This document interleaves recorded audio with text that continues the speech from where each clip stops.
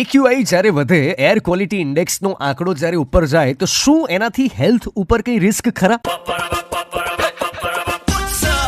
Good morning, super hits 95 red FM સાંભળી રહ્યા છો તમે. મારું નામ છે ઉત્સવ અને હેલ્થને લગતા, આરોગ્યને લગતા આ એર ક્વોલિટી ઇન્ડેક્સના વધારામાં સ્મોગ થવાથી શું ધ્યાન રાખવાના પરિબળો છે એ વિશે વાત કરવા માટે આપણી સાથે ડોક્ટર વિતરાગ શાહ છે. He is consultant physician and chief intensivist and he is expert and specialist in critical care and emergency medicine. Good morning sir. Good morning Utsavbhai. બસ સર, અત્યારે જે કન્સર્નનો વિષય આપણા સુરત શહેરમાં થઈ રહ્યો છે, હવાની અંદર એર ક્વોલિટી પણ હવે ધીરે ધીરે કરીને આપણી જે એર ક્વોલિટી ઇન્ડેક્સ છે 268 સુધી પહોંચી છે અને મેજરલી જે આપણા રેસિડેન્શિયલ એરિયાઝ છે એ બધા સૌથી વધારે સ્મોગ વાળા છે. આના કઈ સર હેલ્થ ઉપર પોટેન્શિયલ રિસ્ક ખરા?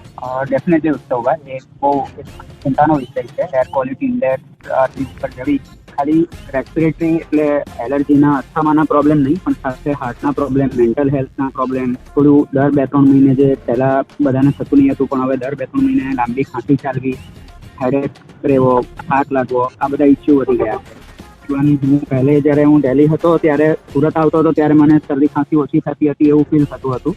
અને છેલ્લા 1.5-2 વર્ષથી એક્સપિરિયન્સ કરવો છે કે જેવું મને દિલ્હીમાં 2-3 મહિને એલર્જી ખાંસી અને એ લાંબી ચાલતી હતી, હવે સુરતમાં પણ થવા લાગી છે. અને આવી રીતે ઘણા બધા પેશન્ટોને પણ અનુભવ છે કે અત્યાર સુધી કોઈ દિવસ નથી થયું, પણ છેલ્લા 1-2 વર્ષથી એ લોકો પણ ખાંસી, શરદી એ બધું લાંબુ અનુભવે છે. એકવાર થાય પછી 2-3 અઠવાડિયા સુધી સારું નહીં થાય.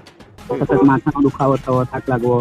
वो पता है ना, बड़ा वायरल है कि इंडिया में क्या चल रहा है, तो बोले फॉग चल रहा है. नहीं, अभी तो मुझे लगता है कि उसको करेक्ट करने की जरूरत है कि भाई हर जगह स्मॉग चल रहा है.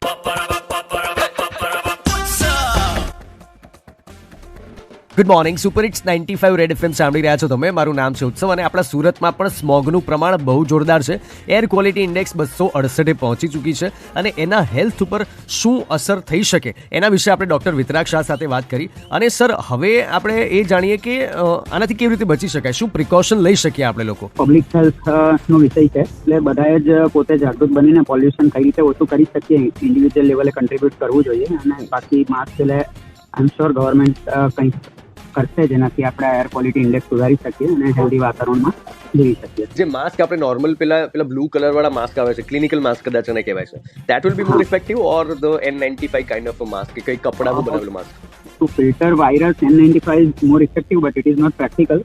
તો એટલીસ્ટ ક્લોથ માસ્ક પણ લોકો પહેરશે તો ડસ્ટ પાર્ટિકલને અંદર આવતા અટકાવી શકશે. એટલે કંઈ નહીં કરે એના કરતા સિમ્પલ ક્લોથ માસ્ક હશે એનાથી પણ પ્રોટેક્શન તો મળશે, પણ N95 ડેફિનેટલી માઇક્રો પાર્ટિકલને પણ ફિલ્ટર કરશે, પછી રેગ્યુલર યુઝ માટે પ્રેક્ટિકલ નહીં રહેશે. Right. Alright sir, thank you so much for your time. Thank you very much.